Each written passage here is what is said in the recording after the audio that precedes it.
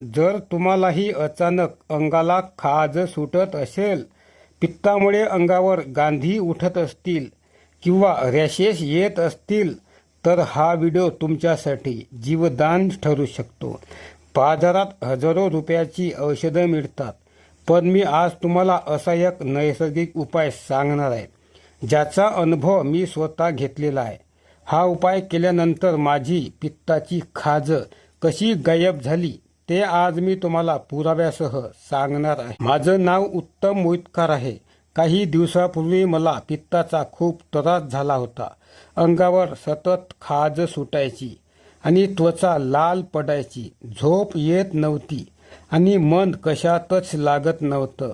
पण आपल्या आजूबाजूला असलेल्या या कडुनिंबाच्या झाडाने मला कसा आराम दिला ते जाणून घेऊया. कडुनिंब हा आयुर्वेदामध्ये सर्व रोग निवारक मानला जातो. मी याचा वापर 2 प्रकारे केला आहे. पहिली पद्धत म्हणजे आंघोळ. कडुलिंबाची ताजी पानं पाण्यात टाकून ते पाणी चांगलं उकळू द्यायचं.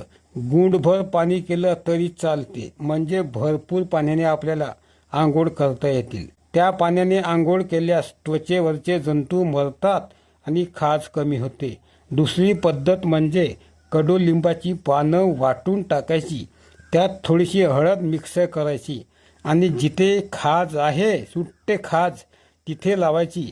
10-15 मिनिटांमध्ये तुम्हाला थंड वाटू लागते.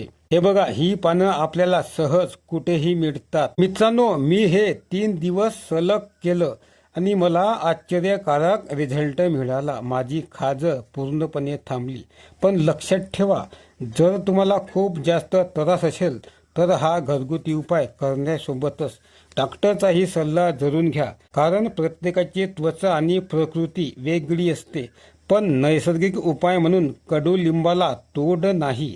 आता याचा तुम्हाला फायदा होतो किंवा नाही हे मला माहीत नाही, पण मला फायदा झाला होता म्हणून मी हा अनुभव तुम्हाला सांगितला आहे. तुम्ही करून पहा. फायदा झाला तर ठीक आहे, आणि झाला फायदा तसे मला तुम्ही खाली कमेंटमध्ये लिहून सांगा.